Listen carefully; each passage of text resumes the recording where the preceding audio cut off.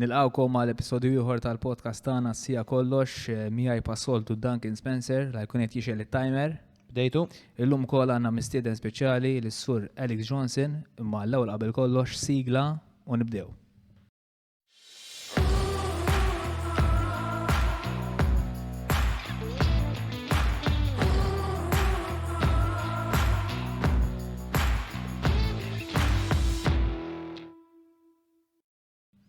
Nilqawkom lura, qabel ma ngħaddi l-kelma lil Duncan u eventwalment l-Alex minn ħati għaj passoltu nixtieq infakkar biex tagħmlu subscribe u follow fuq il-socials tagħna, YouTube, Spotify, Facebook, Instagram u s-sawkoll Duncan iddeċida li jiftaħ TikTok.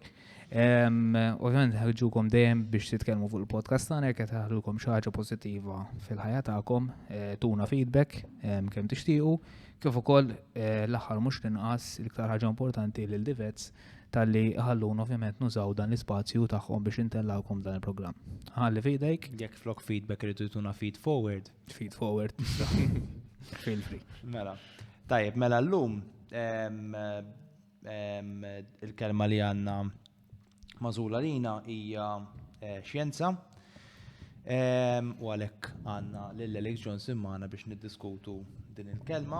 Issa prattikament id-definizzjoni li sib ta' xjenza meta titranslate bil-Malti naqa' żgħira kliem kumpless sewwa, ġifieri naqa' disclaimer li għal dan l-episodju ħabba li l-xjenza ma tantx hija xi ħaġa li t-terminoloġiji tagħhom huwa relattivament użati kollha bl-Ingliż across madwar id-dinja kollha, speċta ħankunu qed nitkellmu kemm xi kultant bl-Ingliż anke biex infehmu ċertu affarijiet. Però d-definizzjoni ħantihom bil-Malti xorta waħda ħalli nżommu ma' tradizzjoni.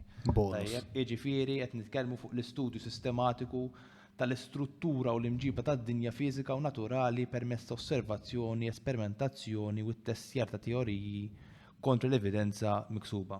Basikament kulħadd imeri kulħadd. Tajjeb. Mela, Alex, xi ħaġa fuqek,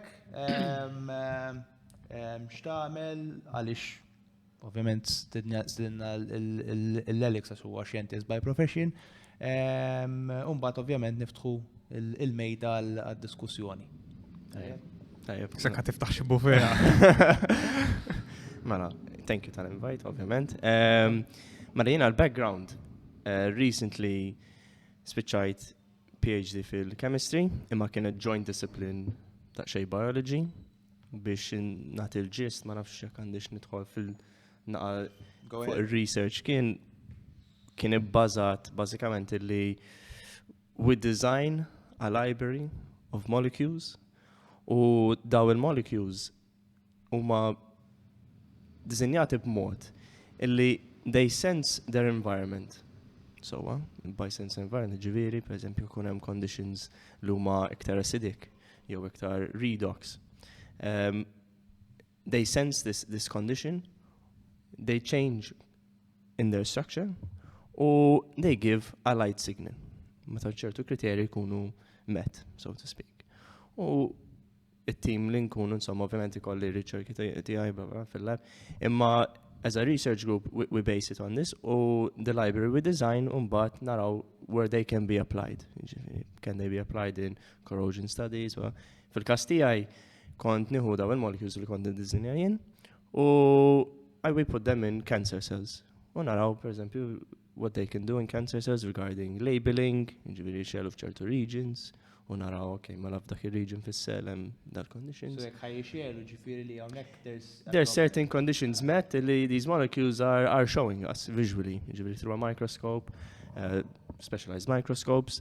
At the same time ikunu wkoll they are labeling and in some cases even toxic. Ġifieri mbagħad nistudjaw cytotoxic effects jekk għandhomx applications for anti-tumor agents and so forth. And as a gist, but that is generally the research we do. So it's a bit joint discipline.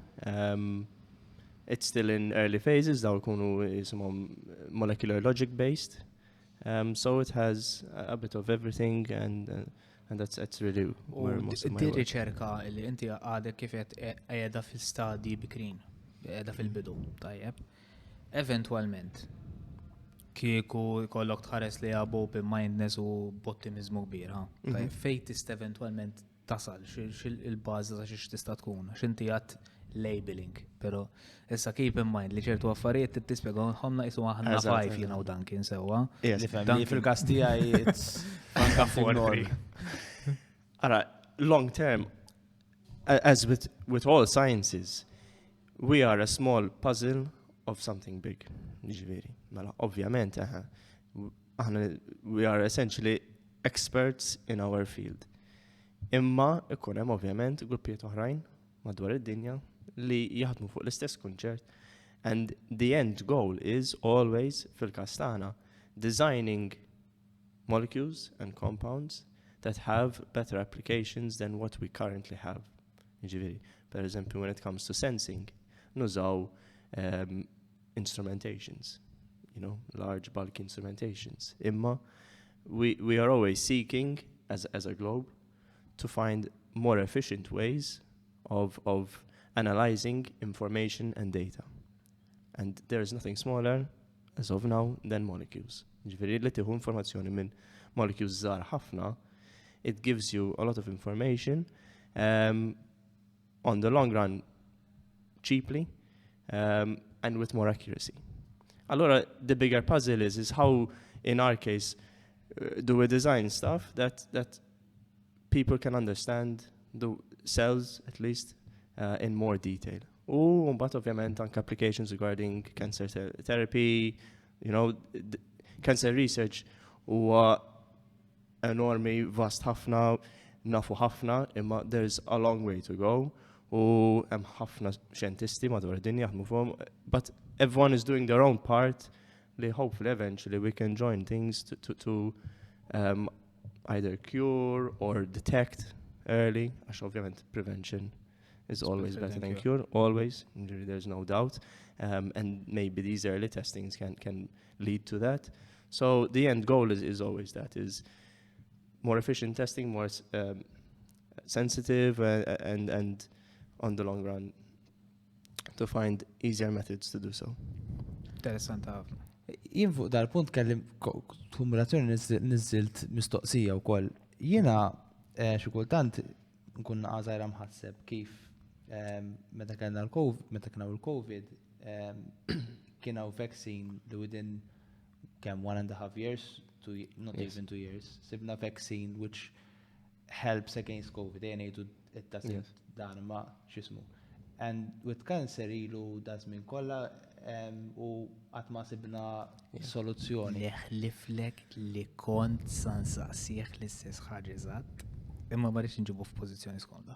Propjament li xtaqt insaqsik jiena illi ħafna nies hemm barra jaħsbu jew the general perception is that nowadays unfortunately curing cancer is a huge industry. Tajjeb, speċjalment fejn tidħol il-kimo. Sewwa. Issa, li xtaqt insaqsik illi jekk il-kimo ta' l-80s, ta' 90s, ta' 2000s u tal-lum, forsi mhux il-qasam tiegħek mod speċifiku x'għaddejlin fuq il-mediċina. Imma jekk dik ma għaxana dejjem nisimgħu cancer research, però n-nies l-ewwel ħaġa li tisimgħu f'moħħhom meta tiġi l-kura tal-kanċer hija l-kimo. Issa mbagħad ovvjament hemm ċertu tumuri li toperhom pereżempju u hemm ikun hemm isu hybrid approach ta' kif titritja bejn raġġi u surgery. Żviluppat il-kimo, jiġifieri mill-80s, 90s hija l-istess issa kettu is very simplifying imma il-pinnolla tal-ġieħ tal-paracetamol biex ma nżemmux titti. Probably li kienet tieħu ommi għax kienet taqbad ġieħ tal-ras fin-90s aktarx hija vera simili għax active ingredients. La taħdem why tipo change it.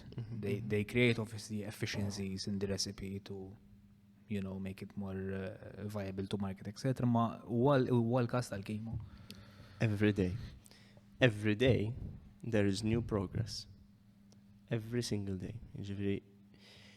Vera forsi when you see the bigger picture tajt istja ċertu affarijiet jisna bqajna naqa stagnant. It's not the case, ġifieri, mela. U tajjeb li semmejt anke tal-COVID, mela ovvjament, let's say not so long ago ħarġu Nobel Prizes for 2023 u tal-Mediċina ħadhom Dr. Weissman u Dr. Karikov.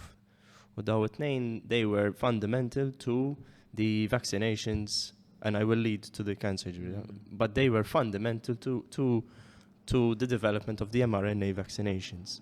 Issa, ovvjament, kien hemm misconception kbir, ġifieri, u to be fair to you, ġifieri, anka me, when I saw the vaccines were rolled out very fast, tajt istja, that's quite quick, għax jiena naf li per eżempju, they take a very long time. I think it's to you 7 to 8 years. No, even more. We're talking 10, sometimes 20 years for something to go from lab to treatment.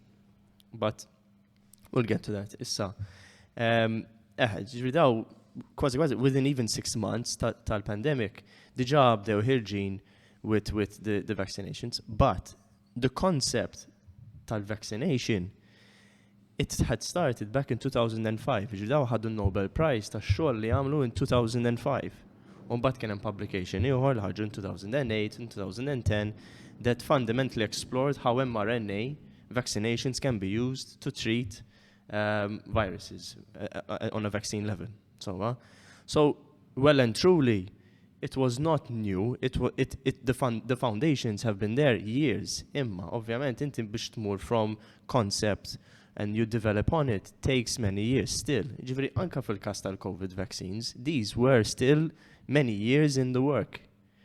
U meta kien hemm il-COVID, it was the obvious opportunity to use this new, let's say, information of developing new vaccines to roll out because it is as it is. A pandemic is a scenario that is extreme. Essentially, it's extreme. You know, ħadd minna ovvjament ma kellna pandemic, at no generation level kien hemm xi ħadd l-esperienza. Obviously, we were experiencing, all of us, globally for the first time. As with everything, and as it should be, there's lots of bureaucracy sometimes in the way for certain medications to come through. And in a way, it's good, it's going due diligence, but allora di sa kien hemm l-istja within 6 months, ġifieri daw kien hemm due diligence sew fuq medicina. The 20-year process was crammed into a 6 months. But in reality, there was already a lot of information to show that these were very safe and how the mechanism in which they work. Ġifieri, when you look into it, you see how they are. Jista' jkun li dawn is-żewġ xjenzati li semmejt inti għalkemm it was a long shot at that time. Imma kien forsi xogħol li anka ġi triggered mill-idea tiegħu mill-SARS. Dak iż-żmien early 2000s li mind you, SARS dak iż-żmien kienet isu tip ta' COVID, it's coronavirus. Mhux scale daqshekk kolja. Mhux scale daqshekk kolja. Forsi to a certain extent imma wieħed jista' jikkontrobattija il-COVID tipo seta' tkun fuq l-istess skala tas-SARS imma il-media environment huwa kompletament differenti, ġifieri d-dinja kemm kienet konnessa fi żmien il-COVID fi 2020 m'għandux x'jaqsam xejn ma l-early 2000s, hemm il-fenomenu tal-internet li huwa aktar more mferrex in-nies iktar għandhom aċċess għas social media, they are able to broadcast, send information, etc. Ebola was a situation which it was very lethal. Ebola had a 50%, sometimes even higher mortality rate. Ebola was very scary. Dik kienet waħda minn disease li as well it encourages we need to have more efficient. General vaccinations biex ma mhux ċertità imma qabel kienu jieħdu biċċa ta' virus, per eżempju, either very weak, already in a very weak state, jew anka dead, u jkun ikollok biċċa tal-virus and you inject that into the bloodstream. Ovvjament issa l-immune system tagħmel antigenic response. It builds an immunity, ħalli f'każ li you encounter the real thing, il-ġismek diġà jaf this virus and it the general gist is there. Issa, dal-proċess xorta jdum ħafna, għax inti you still have to isolate it, make a weak form of the virus, it takes a lot of time. Bl-mRNA, we just need the genetic material. Allora, it cuts a huge chunk of time which we develop the vaccines, a huge time. And this technology will now be used most likely for many, many years. The tal-mRNA vaccinations, thanks to, in a way, dal-vaccines they've developed, Weizmann u Karikov. We will probably take that line of thought for vaccinations. So it's not a one-off tal-COVID bis, you know. But to lead to, per example, tal-cancers, there are easily over 200 different types of cancers, okay? Whatever type of cell you have, chance it can develop its own special type of cancer. So if it's a skin, liver, brain. So, issa, ovvjament, cells have different structures, different metabolisms, they have biochemistry, they have their own. Allora, daw cancers, they all have their own characteristics. To treat a cancer, you have to develop something specifically for that cancer. And it's not a joke. It's really not easy. Għandek over 200 cancers. U b'xi mod rridu nsibu one way to either prevent jew catch early or then to treat. So semmejt per esempio chemotherapies, anka there's physical removal. Kollox għandhom il-pros and cons. There's some very effective chemos and with very mild side effects. Nistajt per esempio testicular cancer. The chemo for it is very effective and it's usually very treatable. There's loads of cancers which are very treatable. Sfortunatament hemm cancers illi ma rridx nsemmi ħafna, per esempio pancreatic cancer. It's very difficult and it's very scary because the onset can be fast u ħafna drabi treatment għat m'hemmx strong. And there are these cancers which obviously hemm ħafna nies qed jaħdmu fuqhom. Every day we're developing new ways of detecting, għax dik ukoll importanti, early detection and treating. And so it takes many, many years. Għalax jekk anka you think of the concept, alright, forsi write ħafna publications, ħafna xogħol ta' ħafna nies, mela jien naħseb l-idea li we do this type of work, mela you start developing in the lab. Forsi għandek 2-3 years. Forsi hemm tim ta' nies qed jaħdmu kollha. Issa mbagħad you have to publish it. Irid ikun peer reviewed. Jiġifieri hemm in-nies ma' esperti f'dak il-field, they have to check, is that work good? Does it verify with what it's the best we have with what we currently understand and what we currently know. All right, mela the next step, just one piece of the puzzle. And maybe we need a lot of puzzles. So it may take many years for certain treatments. Imma every day there's developments at an accelerating rate, I have to say. Jekk nikkomparaw what has been developed in 10 years compared to 50 years, it's always exponential. You know, more people get involved. I think U anka llum nifhem li hawn iktar awareness, ġifieri waqt li 40-50 years ago forsi bniedem kien letteralment jaqgħu jmut. Miskin waqgħu miet tatex fil kien tajjeb. Però fil-verità llum il-ġurnata forsi għadek issib dawn it-tip ta' nies, dawn it-tip ta' episodji, ma naqsu ħafna x'illum il-ġurnata u ħafna iktar element ta' detection kif semmejt tajjeb ħafna inti, prevention, għalkemm għadek issib ħafna nies illi jgħixu qishom ħajmutu għada, ġeneralment ħafna nies xorta tipo huma anke aware minn forsi iktar xi jieklu iktar physical activity, etc. Ixtaqt insaqsih ukoll illi forsi din tista' tkun anke opinjoni personali tiegħek. Ħanerġa' mmur għal waqt iż-żmien tal-pandemija għax isa correlated to a certain extent, imma tista' napplikawha in ġenerali mad-dinja tax-xjenza, so to speak. Fi żmien il-pandemija kien hawn nies illi they would not question what is being said and done. Tajjeb. Issa, fl-istess ħin kien hemm nies illi jiddibattu li we should always question science. Tajjeb, għax għandek ċertu nies illi huma tant kemm huma open-minded u forsi anka għandhom nuqqas ta' twemmi reliġjuż. Per eżempju, assolutament għandek ċert isu profile nies li tipo they function purely on intellect base, maybe they're not focused on their emotional side of thinking. And they wouldn't question science, because science for them is it's modern, it's progress, it's godlike progression. Yes. So, u bad għandek niżoħra li kunu iktar forsi fuq il-tradizzjonalizmu, ta' iktar konservativi li daw jaqbdu jilbsu l it-tim fuq il-ħett u jaqbdu ħirġin b'kull. Essenti naf aktar statajli. Taqbel you should always question science, because you are a scientist yourself. That's what you do on a daily basis. X'inhi l-importanza imma that you should question science? Okay. U what discussion point? Diffiċli ħafna. Issa meta jgħid diffiċli għax. Yes, you should always question to an extent what you're being told. Imma jien jekk nieħu l-karozza għand il-mechanic ma tantx nifhem. U most likely ħanisma' li ħajdli hu. Jekk immur għand tabib għax tabib preżentat dar jew I'm not a medical doctor, allura ovvjament most likely ħanisma' sajli.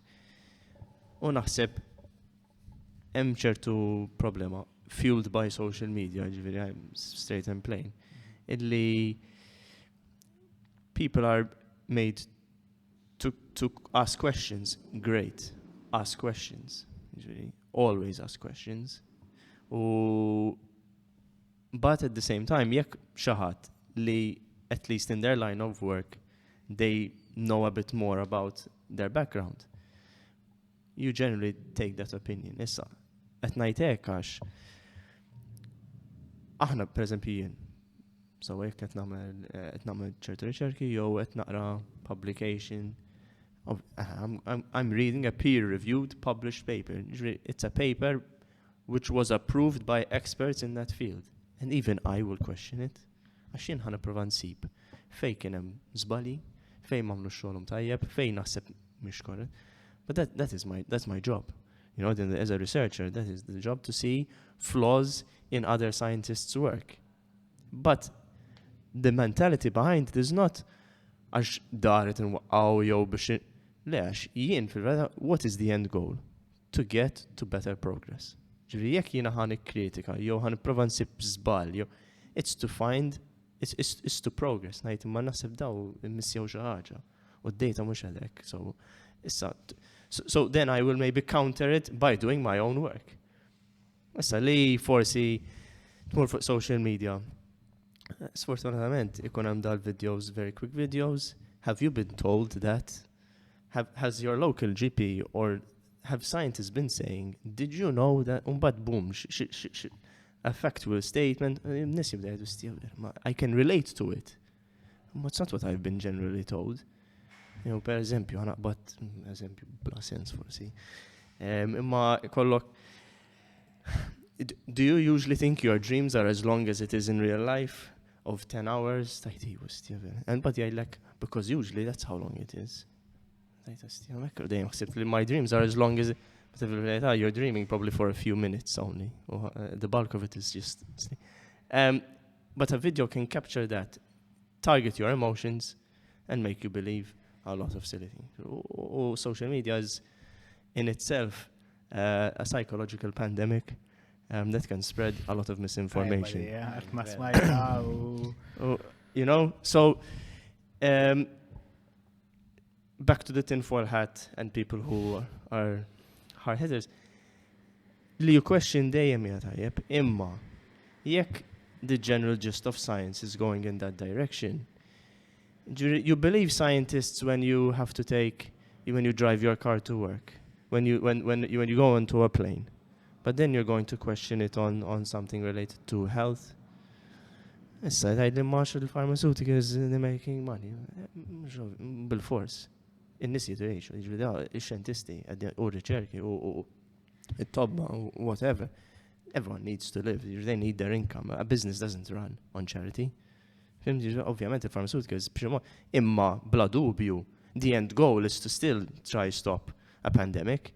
So in the bigger picture of things is what is the aim of these pharmaceuticals? U għalhekk hemm ħafna pharmaceuticals u aħjar għax int ma jkollokx wieħed li jagħmel monopoly on the system. Issa, let's be fair. These vaccines were really not that expensive. All right, il-gvern jitħallsu ħafna, because they had to be mass produced, whatever. Did they make profits? Of course, for sure. Does that mean it's not effective? No. Just because they're making money on it doesn't mean it's not good or it's not. Why would these companies benefit from making you sicker? It doesn't make sense. Really, the foundations of certain misconceptions is flawed. So back to the, per esempio, Ian, I question a lot of science, but mostly related to my field. U xi kultant forsi nidħol f'ċertu fields oħrajn minix espert, per esempio, minix expert f'medicine, and not even in cancer research, to be fair. I touch a lot of cancer research to help me understand. I am not an expert in it. I still have to read up on what other scientists say, blah, blah, blah. Għassepp wara xi ħadd forsi m'għandux as maybe a slight background in science, they should be skeptical, but not to the extent where they maybe affect other people. Per esempio tal-maskli forsi niddiskutu. Sfortunatament kien hemm ups and downs, wear masks, don't wear masks, but xarej waħra. The reality is maybe we didn't know what was the right thing. Does that mean all of science was flawed? Does that mean that the World Health Organization was flawed? No, it means we were going through a process. We didn't understand to a full extent, and we were learning. Every day we were learning. At the expense, maybe sometimes, of certain decisions, some people passed away. My opinion, li forsi kien hemm nuqqas, from my opinion point of view, a lack of information and education from maybe higher governing bodies, forsi anke l-World Health Organization at night, not local, li nispjegaw. Why is this the right thing to do? Per eżempju, tal-maskli. Ħafna nies jaħsbu to protect yourself. Imma I have to protect myself jekk imma rridx nilbisha. All right, imma fil-verità l-maskla it's protecting mostly a lot of people around you, not yourself. Għalhekk naħsbu dak il-konsens isma' for yourself għamel li trid, imma jekk ħatmur qudiem xi ħadd il-forsi jbagħti u iktar weak in their immune response, allura ma tilbis il-maskla għal ħadd ieħor. And this is how it should have been portrayed, the message, and educating people, għax in-nies mhumiex boroħ, ma m'għandekx għalfejn tispjega kunċett f'dettall, tajt isma' hekk u hekk, għax naħsbu hekk u hekk. We don't know it all, but for the good of humanity, we think this is the best option and the best thing to do. And I think people will always listen to where they think they can take on information. So naħseb in-nies malli fil-verità kif qed jgħidlek m'hemm xejn ħażin għax huwa parti minn natura tagħna. Le huwa sinjal li l-xjenza qed tiżviluppa, ma n-nies in general public malli jaraw element ta' dubju jew element ta' mhux neċessarjament dubju, forsi element ta' timeline li hija għadu halfway, so għadek in progress, jisu they doubt it, għax jisu memx da mhumiex ċerti huma spex ta' why should I bother? Pero it goes a lot in hand, ma xqalilix. U inti semmejt, inti għad kelma partikolari, id-dubju. Id-dubju l-unika ħaġa li tagħmel tiżraħ ġol moħħ ta' nies u jinbet waħdu. Sewwa, ġifieri sfortunatament u kif semmejt ma stajtx tiddiskrivija naħseb u bħala quote tuża dik, bażikament għax aħna kollha episodju noħorġu quote u mbagħad every Monday l-episodju joħroġ il-ġimgħa mbagħad kull every Monday noħorġu quote u tituża dik ma setax jiddiskrivi. Għamil li timestamp fuq ma ifhem il-ħin inti żżomm, ġifieri mhux nagħmlu lek jiena timestamp. Forsi mela inti minħatija kif fukat fuq il-kimika. Tajjeb mill-chemistry, tajjeb mill-istajna nifmu. Però l-xjenza hija vasta ħafna, tajjeb. Dan kien ukoll bil-paċenza kollha tad-dinja, għamil ir-riċerka tiegħu tajjeb, xejn skala ta' laboratorji ġifieri ta'. Però naħseb xi ħaġa illi għadna l-tajjeb li nsemmu ħafna mid-drabi, n-nies meta semmilhom ix-xjenza jiġihom f'moħħhom nies li b'xi biġġu kagibojot, ġew laboratorju magħluqin bil-Googles ħafna mid-drabi, Bunsen burner. bil-Bunsen burner Akku, u bil-dana u xejdulu bħalissa Test tube beaker, telescope, microscope, għax telescope. Xorta xjenza. Xorta, eżatt, u hemmhekk irid niġi biex forsi tajdilna naqar Le, għax ovvjament correct me if I'm wrong, jekk ħanejt xi ħażina, però mill-informazzjoni li sib there's 4 main branches of science, which is natural science li inkludi iktar the biology, chemistry, physics of this world. Għandek social sciences, which is more economics, geography, and this stuff. Formal sciences, li fejn qed nitlu maths and computers. And then you have applied science, which is practically one of these 3 merged together, ġifieri għandek jew engineering, jew agriculture, jew food science, jew tal-affarijiet. Bażikament jgħidulhom applied science għax jaqbdu dawk kollha li semma dan kien qabilhom u jitfgħuhom fil-prattika. Jew ġast jgħidulhom hekk. Probabbli għax jekk pereżempju tħares li agriculture, there's an element of biology in it, there's an element of chemistry such as engineering u ġifieri so Jien kif nara, to be fair, jien forse nara differenti, ma in my mind naraw minn 2 really fundamental ways science issa. Science, if we see it as a broad sense, it is a progressive method to seek truth and knowledge. And it is built as a mosaic from people around the world who contribute to this mosaic, every piece. Okay? Għandek l-observational sciences, for example, geology, astronomy to some extent, anka biology. From biology is we view the world around us and understand it. It's very observational. Ovvjament hemm ħafna database u. Immaġinak jien observation. U tħares. Biology kont tajjeb l-iskola, id-dispeċini ma komplejx fuq.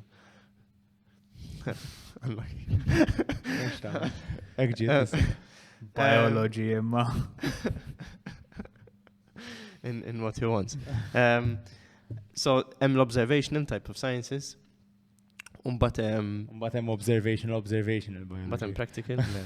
Umbat thought processed sciences, per esempio, l-estrem ħanħu l-mathematics. Mathematics is a language we have made to help us understand and formulate data biex nifmu id-dinja ħjar. So, but hemm dawk ta' in between. Per esempio, chemistry ta' ċertu extent ta' in between għax għandek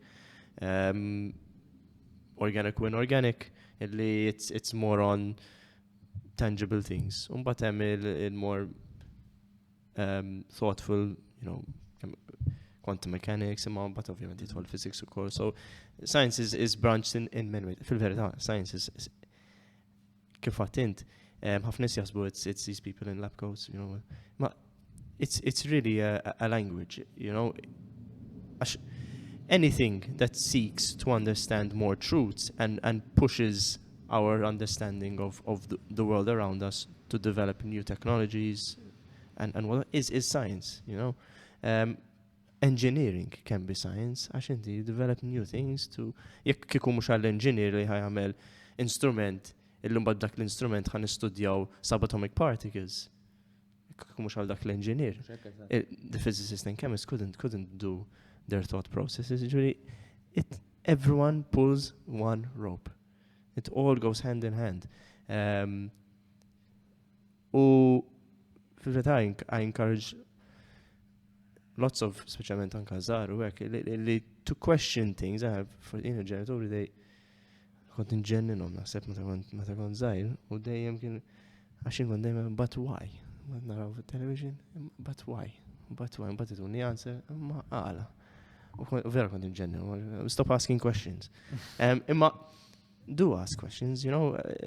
Jena kien kun ix-xogħol ukoll. Saqsu kemm ma realment. So, ma nafx eżatt if we've gone in a bit of a loop to the question at hand, imma naħseb to go back to slide gist is how strongly do we take science as from what people tell us? And maybe how does it tie to things like maybe faith-based, you know, but maybe we touch upon it a bit later. Inti għadek kif semmejt minni fil-post, għastilli għadek spiċċajt PhD. Biex wasalsaw, kem għaddew snin minn fuqek, kem għadda żmien minn fuqek, bażikament, biex da mux fil-ħodu najt, xjentista għajen, fil-sens. Il-proċess li għaddejt minnu. Ħanħotlok sekonda zaħira qabel t-rispondi. Kemm nirringrazzja waħda mill-sponsors biex ħana n-obbligu. Bada osserva l-ħin rajtu. Tajjeb, osserva l-ħin. Għanna obbligu biex nirringrazzjaw l-sponsors midwejtru. Ġifiri nirringrazzjaw l-Vats tal-li jatjatuna dal-spazju biex nkunu nistaw nużawh biex nirrekordjaw l-episodju. Back to Alex. Super. Bazzikament jinsa. Kif wasalt fej jessa. Ara, kulħadd ikollu gosti tiegħu u xi ħobbu. So ovvjament jiena meta kont ta' żgħira dejjem kont inħobb ix-xjenza. That has dictated a lot of my thought process biex ġejt fejn wasalt jiena. Sa jiena dejjem kont kurjuż f'ħafna affarijiet. But that is in my nature. But ovvjament li ħadd is-sciences għax intifhem iktar fuq ċertu affarijiet and how things work. But tispiċċa tagħmel A-levels, you know. Tħaltu mbagħad degree, tagħmel degree. Ovvjament these days tissib mod kif ukoll ħassib xi tip ta' xogħol, imma mbagħad balancing fil-każ tiegħi do I want to keep studying on things I want to study and also find work on it's not easy. Imma eventualment xorta mbagħad complete inkompli masters u ix-xogħol li konet nagħmlu riċerki involved kien promising. As always, you know, I still want to know more. Allora, you keep going on the line of studying, you know, and that's really nisli kompli studjaw because that's what they love to do. They love to study and understand and so forth. Kull topic ta' not just studying, you kunu anka from psychology departments, whatever, the arts. Allora, that's the thought process from my end at least. Għala wasad regards li niddeċidi nagħmel PhD. U fil-verità, in my mind, I want to be someone who contributes to, as I said, this mosaic of knowledge, being one piece of the puzzle of billions and billions of pieces to eventually seek for better truths on the vast scale of things over many years, you know. Obviously, it's not for everyone. People decide to, and that's fine. Because overall, globally, everyone is contributing to humanity's progress, regardless of what you do. You know? Sekam ma tkunx iskemmer minn daw l-Indjan li ċemplu n-nis. Yeah, telephone scams. U kemm bewet ħadlek żmien il-riċerka per se li fis-sens ir-riċerka di li semmejna tal-bidu minn bdejt ovvjament mhux qed nitkellmu riċerka ta' degree u riċerka ta' masters, nitkellmu riċerka intensa ħafna. I mean, il-concepts tagħhom, per eżempju, aħna kien it branched two things. Ġifieri għandek mill-chemistry side kien hemm tal-logic inputs from the 1980s, mbagħad għandek mill-1960s fuq biology detection, mbagħad inti ovvjament you find a way to branch what other people have, but this is what everybody does. Mela dak għalek, ċikku għalek, mela issa forsi jiena naqqat ix-xogħol u naraw kif ħammexxu ċertu kunċert in that direction, you know, or issa fil-każ tiegħi forsi jien kont minn ftit li forsi mill-undergraduate dissertation bil-masters u bil-PhD on the same research. All right. That is not the common case. Ħafna nies they veer a bit, when they change their discipline, it's fine, you know, there's no right or wrong, you know. So, jina ħassejt niktar, kuna minna kalmur barra, jkompli student, jina just given li kelli diġa Malta u xertu xogħliet li Malta, ħassejt li nibqa' Malta u I had a good relationship ma' supervisor li kelli good support u call. We were publishing the work. The demand was there.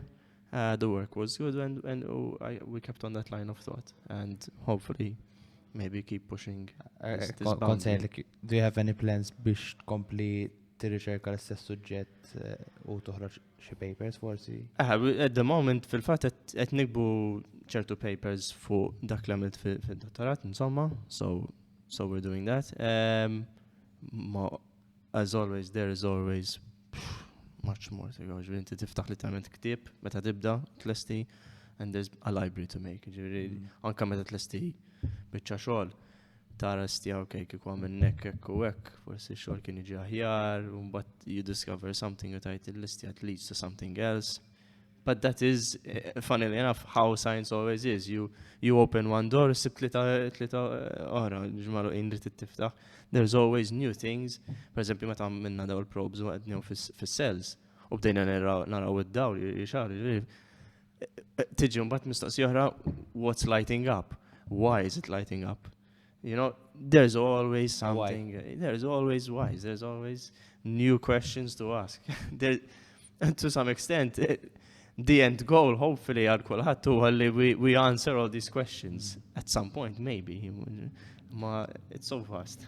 U naħseb xi kultant science in general fil-verità, ma naħseb science mod partikolari. Għax inti any research ħatibda kif qed with a why. Imma il-mod kif issaqs il-mistoqsija naħseb if you're tackling the same problem but you're tackling it from two different points of view, jaf ikollok result differenti. Ħabba li inti forsi jkollok a pre-existing bias jew forsi qed xi ħadd qed jiċċekkja if something is positively influencing u naħa l-oħra xi ħadd qed jiċċekkja jekk negatively influencing thing.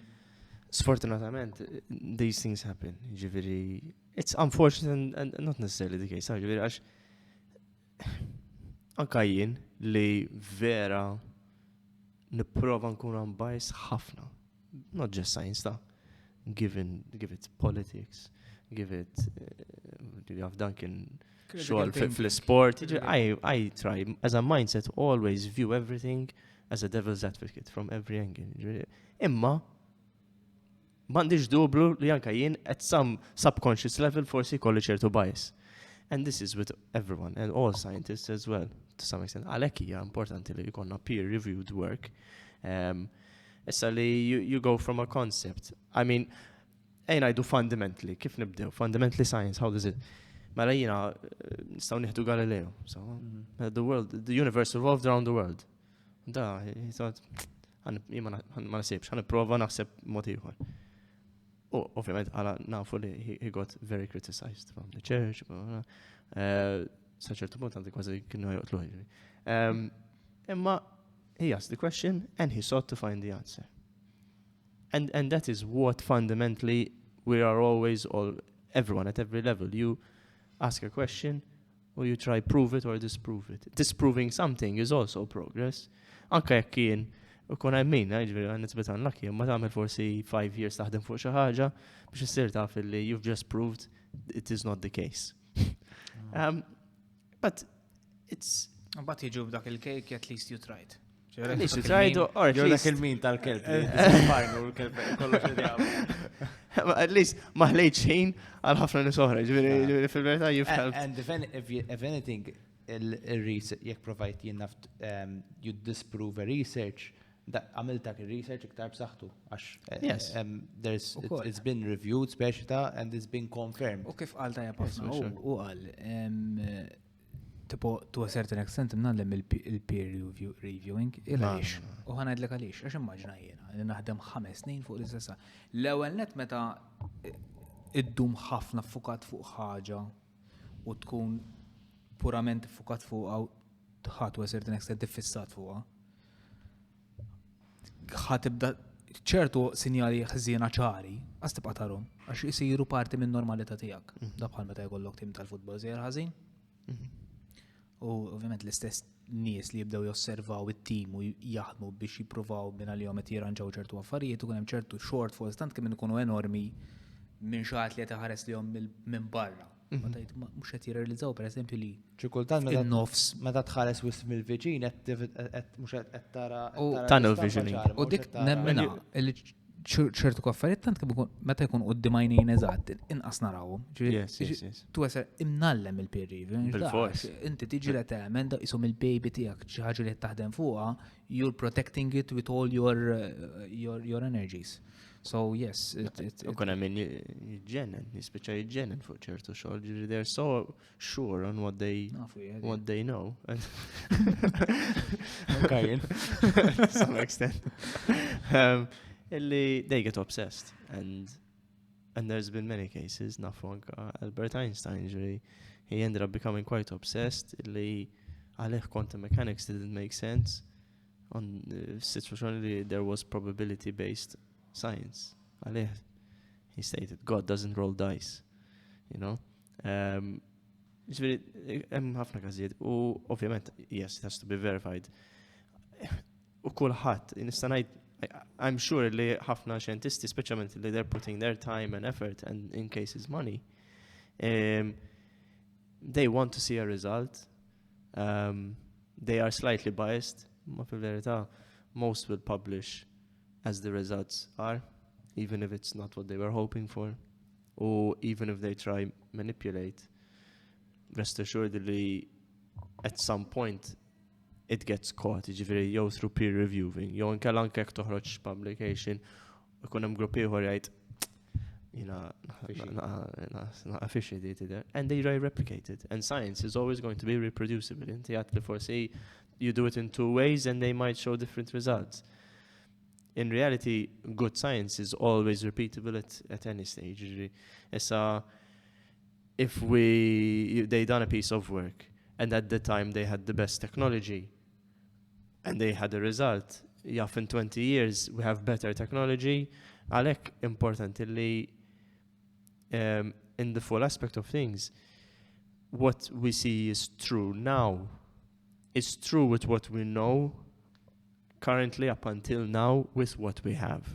All right, so it's not maybe a given truth, but it is a truth we can all collectively agree with what we've learned up until this point. Da tapplika to a certain extent f'kull qasam għax aħna tistudjana l-business pereżempju m'għandux qasam xejn mas-science, manka jekk taqbad tirreferi xi ħaġa tan-1960 il-marketing tan-90s u l-marketing tal-lum is totally different. Things change to evolve. Xi ħaġa oħra li kont qed naħseb biex insemmi wkoll fuq sciences u xi ħaġa li n-nies xi kultant torokhom naqa' għajnhom hija l-element ta' ethics, speċjalment fejn jidħol testing fuq annimali u dal-affarijiet. Ma nafx fil-verità ċertu affarijiet iridu jiġu tested, so science itself, xi kultant nifhem in-nies li qed igergru, ma fl-istess ħin nifhem lix-xjentisti li fuq xi ħaġa rridu nittestjaw ma nistax. And there's been improvements, ġifieri jisu fejn taqta' lajn xi kultant, jisu da sikkina taqta' miż-żewġ naħat, ħajkollok min qed igerger min naħa u sa ċertu punt għandhom mhux raġun imma you can understand where they're coming from u għandek science minn naħa l-oħra li jisom we have no option. Jien naħseb xi kultant there is no option, maybe there are other occasions where there is, I don't know. Ħanajdlek again. Jien naħseb l-iktar ħaġa tiegħu min-nies meta jkun hemm ċertu krudilta fis-sens illi unfortunately testing in itself jista' shit can hit different. I mean, you're testing extreme at a certain extent. Da mod qed tipprova moisturizer ġdid jiena fuq fenik. Ja tinsemmi m'għandux x'jaqsam ta' ġieri. U shampoo, ngħidu shampoo. Fimt? Mind you, jeżisti shampoo biex italla x-xahar li eventwalment iġibek kważi impotenti maħalli għadi. I mean, U jaf qed tipprova qed From tittestja. Catriel to Duncan. Qed tittestja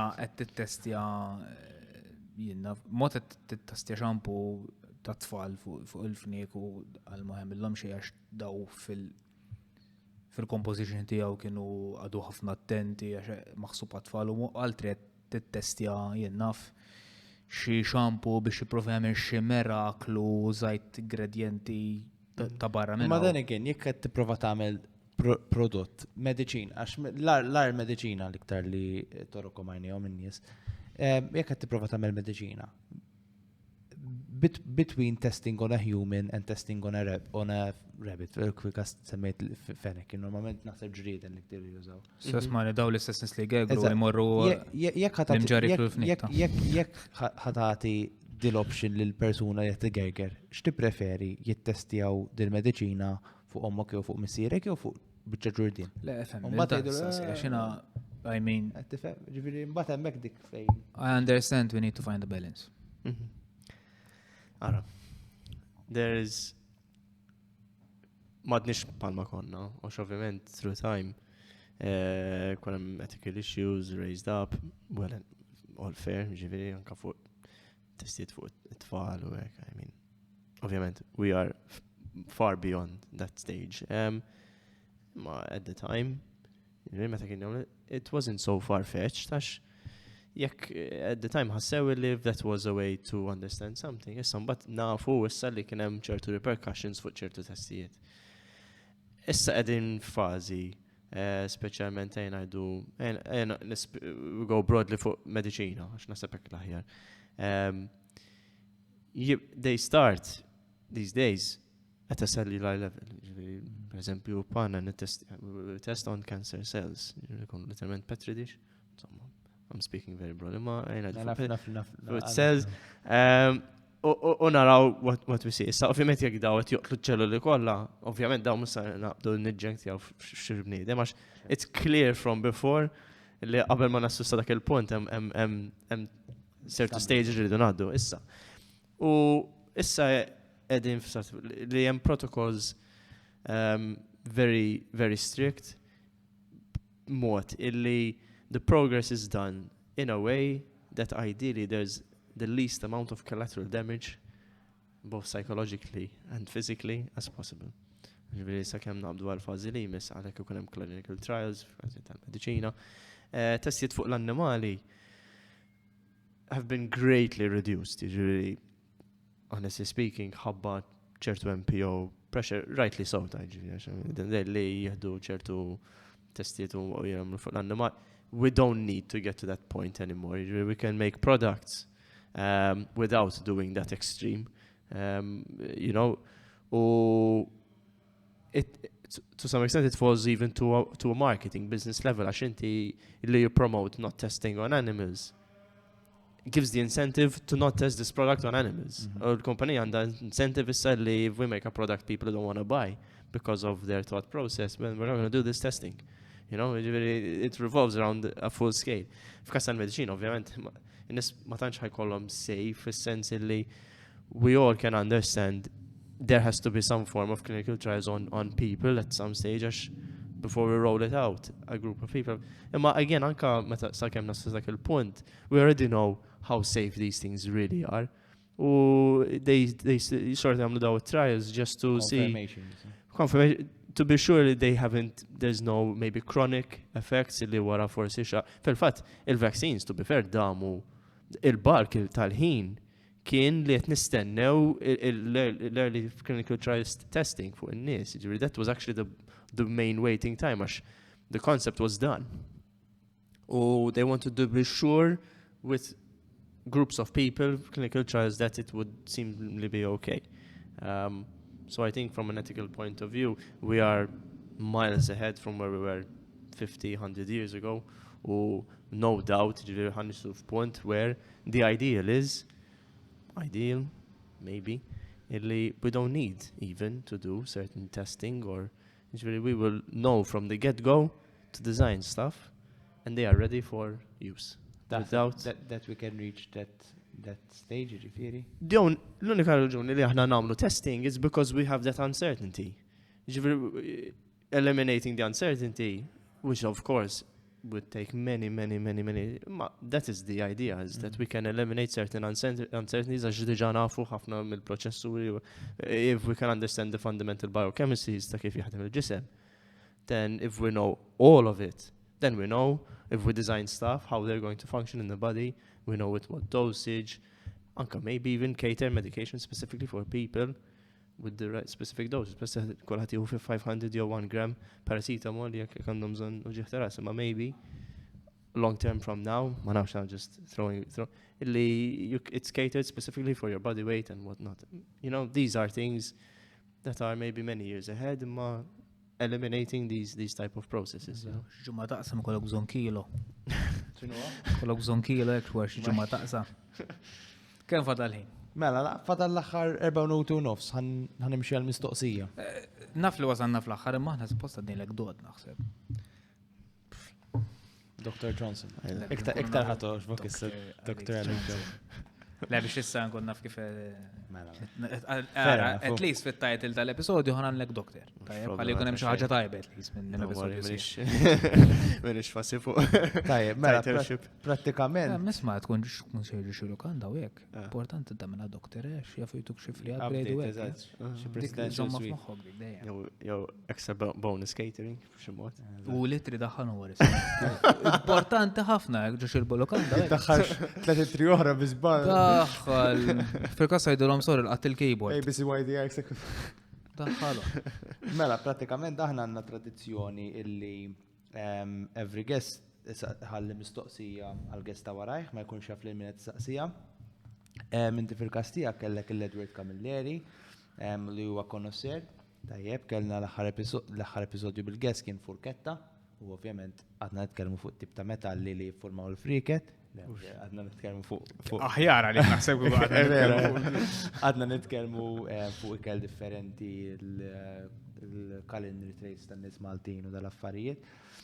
U l-mistoqsija li ħallilek naturalment kienet food-based. U l-mistoqsija li ħallilek hija what's the best memory you have about a plate of food? Vera nagħmlu ma jagħtix każ fis-sens mhux għax tikol bla doċ tagħna, tifhimniex ħażin imma tipo.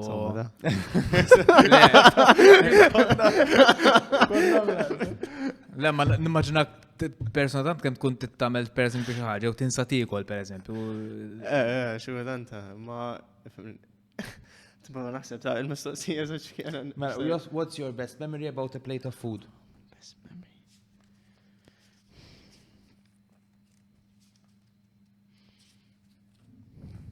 Ma kienx jaf laħżaqsija li Le mhux hekk, nimmaġinu. Viċeversa. U aħna lek nagħmluhom dal-mistoqsijiet ħalli npoġġu l-guest outside of his comfort zone. Diffikultà kbira. Tasker saqsejnieh mistoqsijiet diffiċli fuq ix-xjenza. Ma laqas il-boderi. Asna biex għandi naħs, as in a particular experience, jew jien naħseb jew restaurant partikolari li bqajt tiftakar. Jien naħseb to be fair meta ikonna trip tal-referring tal-MFA u tmur barra u you're treated with a certain, let's say, finer dining u ovvjament illi you're treated in that manner. Ma sax ngħid esperjenza waħda ma the gist of that experience of being fine dined for sure is on my. I second it. Per eżempju l-ewwel darba li doqt il-bawbaw saw daw xejdulhom. Bawbaw buns tal-blieħ. Memorabbli kienet. Qatt ma għoddotu. Anka li tikol fuq ajruplan esperjenza sabiħa. Qatt ma milda.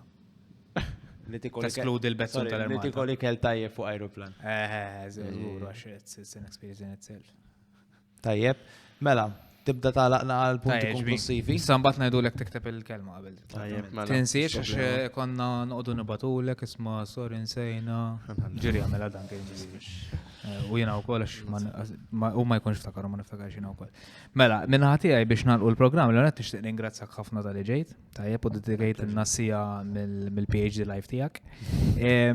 U nixtieq ingrazzi l-sponsors tal-li ħallewna ovvjament nużaw dal-ispazju hawnhekk biex intellaw dal-episodju minn ġodi Vats, The Brewhouse. Kif ukoll nixtieq nfakkarkom biex seguna fuq is-socials tagħna, Facebook, Instagram, dan kien ħass li kelli ftaħ social ieħor u ftaħ TikTok. U biex tistgħu tismgħu dal-episodju fuq Spotify, YouTube jew anka Facebook. Tajjeb tisimgħu tarawna fil-każ fuq Facebook u Spotify. L-aħħar komment minn ħatakom jew bħala ħin? Dejjena l-aħħar 15 seconds, so eżatt in time. So nirringrazzjaw l-Alex ukoll tal-li aċċetta l-istedina u nistgħu nħallu hawn. Grazzi ħafna tal-segwejtuna, narawkom il-ġimgħa d-dieħla. Thank you very much. Bye bye.